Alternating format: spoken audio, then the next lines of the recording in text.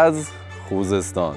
پشت سر من ورودی یکی از نیایشگاه‌های اشکانی، نیایشگاه بردنشانده مربوط به سده دوم میلادی.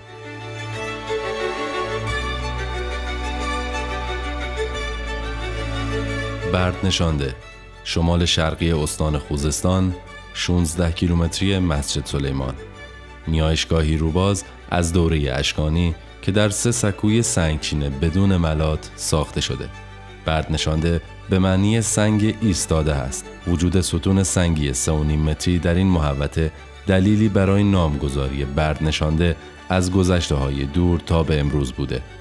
نقش برجسته‌ها و اشیایی که در این محوطه کشف شده در موزه شوش و مسجد سلیمان قابل بازدید است.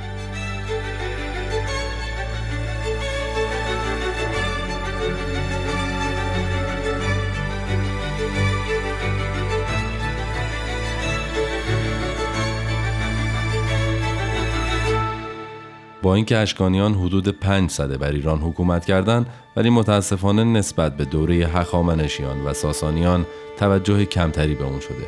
به همین دلیل هست که اطلاعات زیادی در مورد این معبد یا نیایشگاه وجود نداره.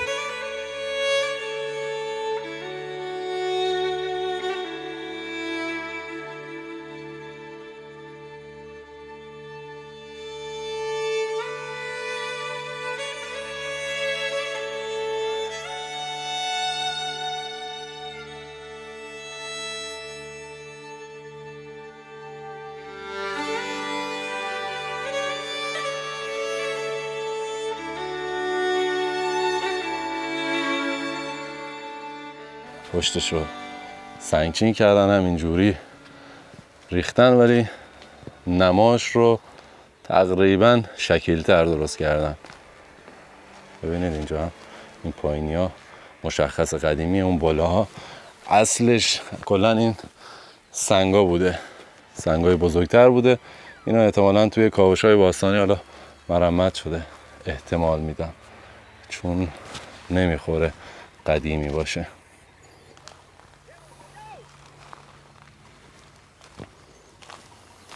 باز اون سنگای پایینی مشخصه، قدیمی تره، بالایی ها جدید گذاشتن.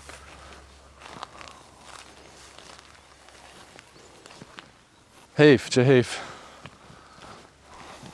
همینجوری رها شده برای خودش، گوشه ای داره خاک میخوره. شاید هم نمیدونم، حالا خیلی ها میان اینجا اواخر اسفند تقریبا و فروردین، اینجا پر میشه از مسافر و گردشگر، برای طبیعت زیباش میان. نمیدونم سری هم میزنن، اصلا میدونن همچین بنایی هم اینجا هست یا نه. سارا هم در حال کاوش‌های باستان شناسیه.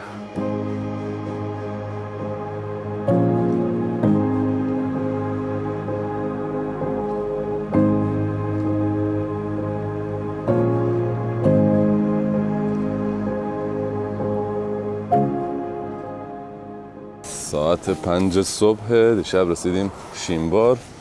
تالاب شینبار هست، آبشار هم سمت چپمونه. با علیرضا و آرزا صبح کرده سرما رو بیدار کرده، برای تصویر گرفتن. چه تصویرهایی بزن انشالله بیا حرف پیش. سارا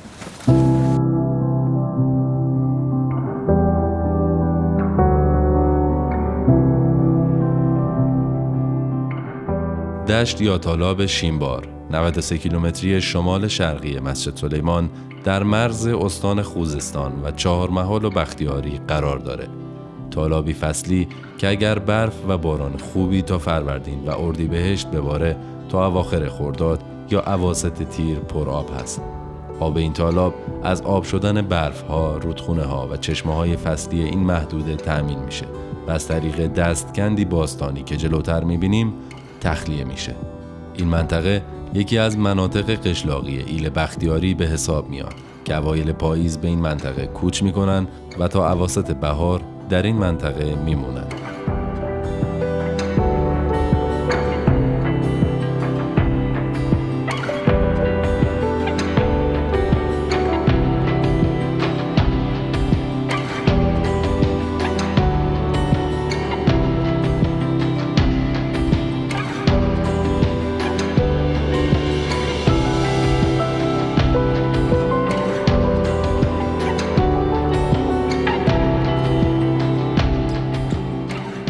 رضا در حال تنظیم دوربین. اسبای تالاب یه تعدادش هم اینجا هست، هنوز نیومدن توی آب.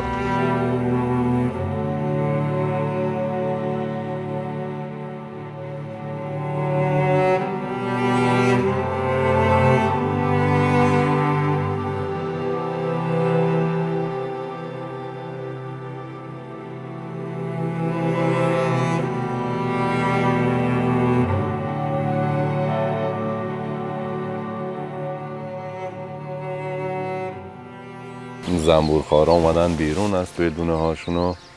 بریم یه تصویری از این زنبورخوارهای زیبا بگیریم.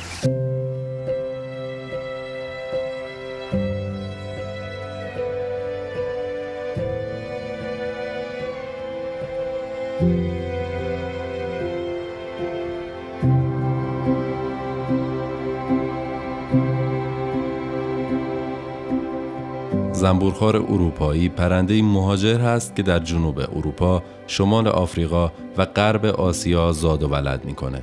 این پرنده زمستانها به مناطق گرمسیری آفریقا، هندوستان و سریلانکا کوچ میکنه. همونطور که از اسمش پیداست، از حشرات به ویژه زنبور عسل و زنبور سرخ تغذیه میکنه.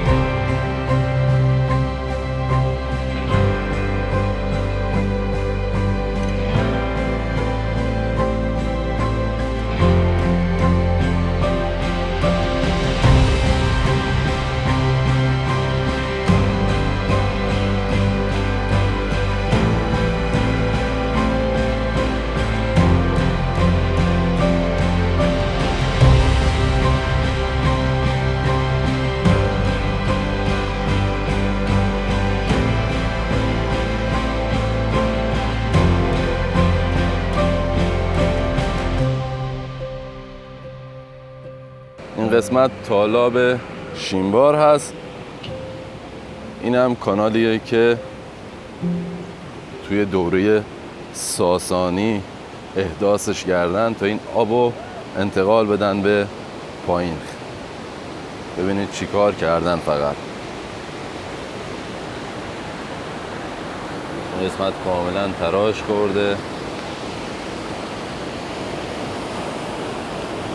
اینجا دیگه یه تونل کوچیک از کامل اینجا رو کندن و رفتن. آبشار دیگه پایین دست میشه. حالا میریم آبشار هم میبینیم.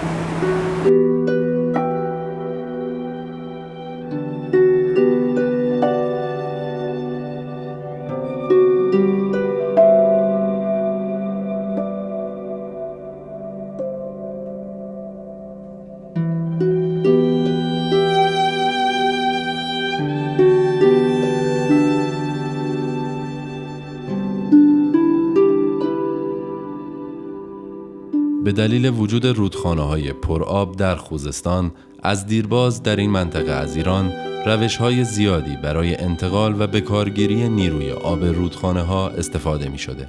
سازه‌های آبی شوشتر، تونل انتقال آب داریان و رودخانه گرگر در شهر شوشتر گوشه‌ای از شاهکار مهندسی آب در زمان هخامنشیان و ساسانیان به حساب میاد. در این منطقه نیز برای تخلیه آب تالاب شینبار تونلی سنگی در کوه تراشیده شده تا آب تالاب تخلیه بشه. به نظر من یکی از دلایل انتقال این آب به سمت رود کارون جلوگیری از هدر رفتن حجم عظیم آب در این منطقه هست. آب شیرینی که در تالاب جمع می شده و به دلیل کوهستانی بودن منطقه هیچ استفاده ازش نمی شده و بر اثر گذر زمان تبخیر می شده. نتیجه این شاهکار مهندسی به وجود اومدن یکی از بزرگترین آبشارهای فصلی خوزستان و ایران هست.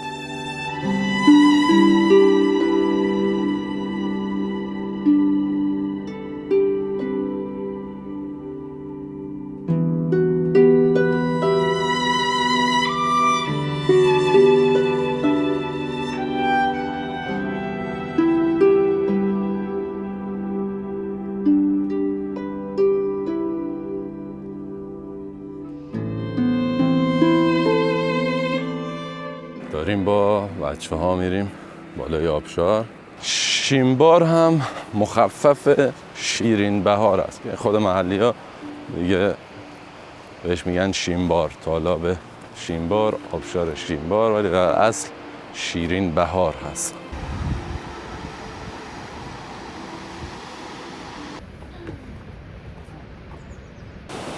عظمت رو تازه میشه اینجا فهمید چه حجم آبی داره میاد پایین.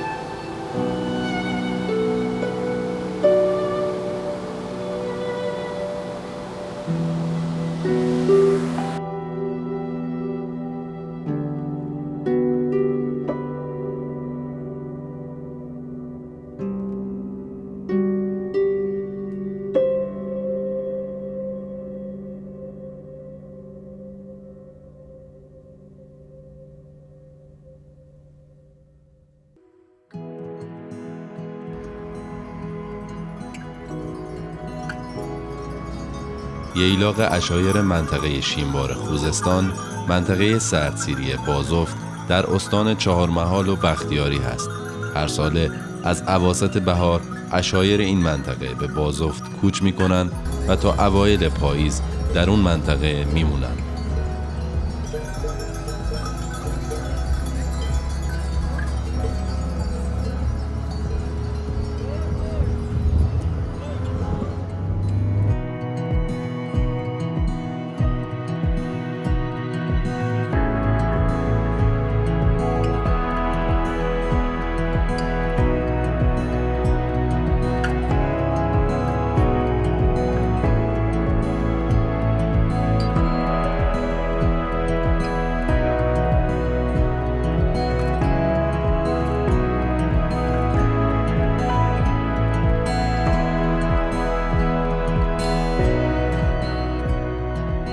رودخونه بازفت با طول 95 کیلومتر یکی از سرشاخه‌های اصلی رودخونه کارون به حساب میاد.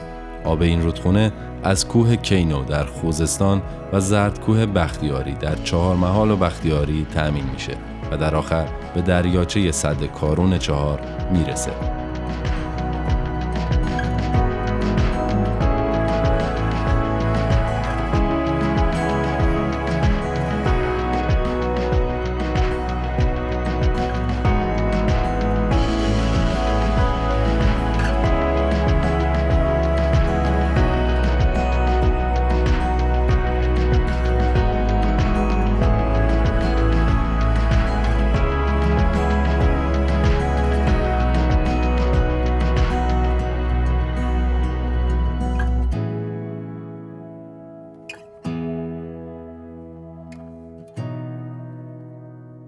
اون کوههای برفی اون پشت زردکوه بختیاریه. رودخونه بازفتم که از اینجا رد میشه. خدا را شکر پر آب و با این رنگ زیباش واقعا بی‌نظیره.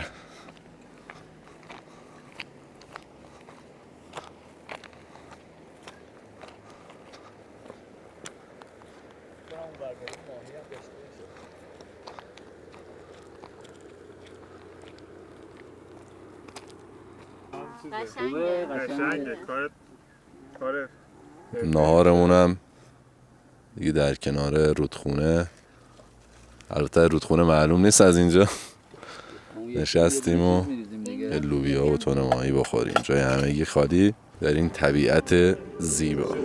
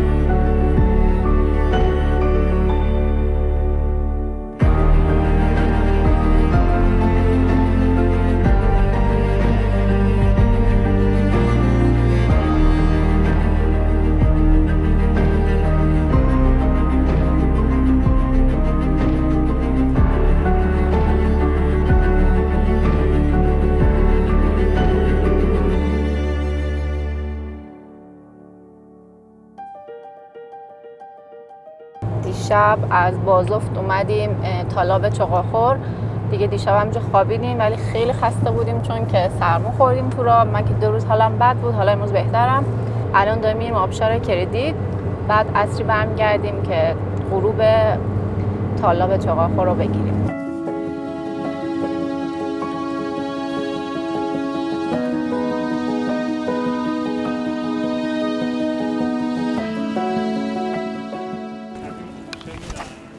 بچه‌ها اینطوری در حال تصویر برداری هم. آبشارش بعد از اینجا هست. آره این بعد از این کوه این چیزا سخت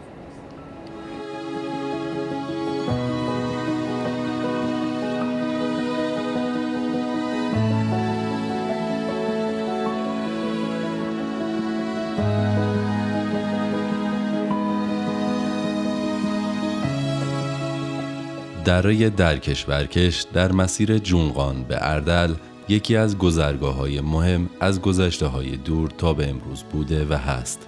به دلیل شیب‌های تند در این مسیر در گذشته افراد مجبور می‌شدند که زین یا جل 4 پای بارکش رو در سربالایی‌ها به جلو که درکش گفته میشه و در سرپایینی‌ها به عقب که ورکش میشه بکشند.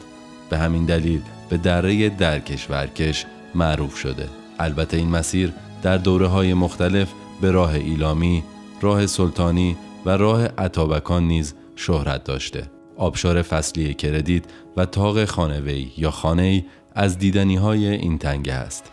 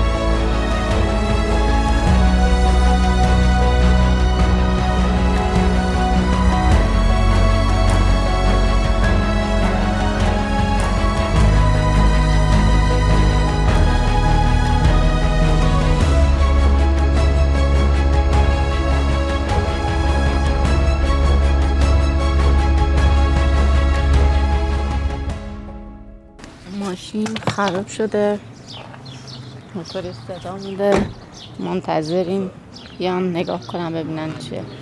آقایون هم منتظر نشستن. اونجا که منتظر بودیم اومدن و نگاه کردن، گفتن فن ماشین از کار افتاده و قطعاتشون ندارن، باز کنن درست کنن.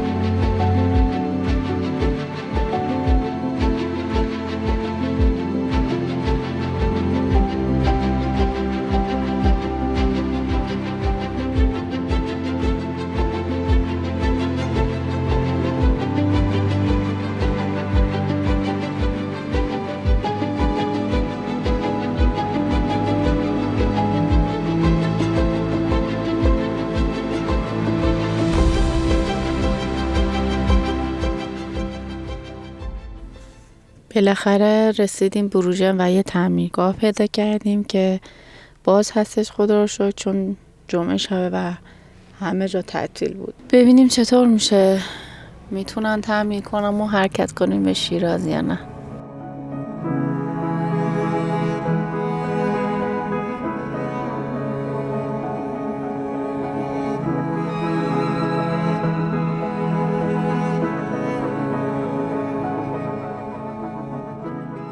در مسیر برگشتمون به شیراز از دشت خسروشیرین قله دنا، بلندترین قله رشته کوههای زاگرس، خودنمایی میکنه. سفر 23 روزه ما در غرب و جنوب غرب ایران با خاطره‌های زیادی تموم شد. امیدوارم که از دیدن این چند قسمت لذت برده باشید.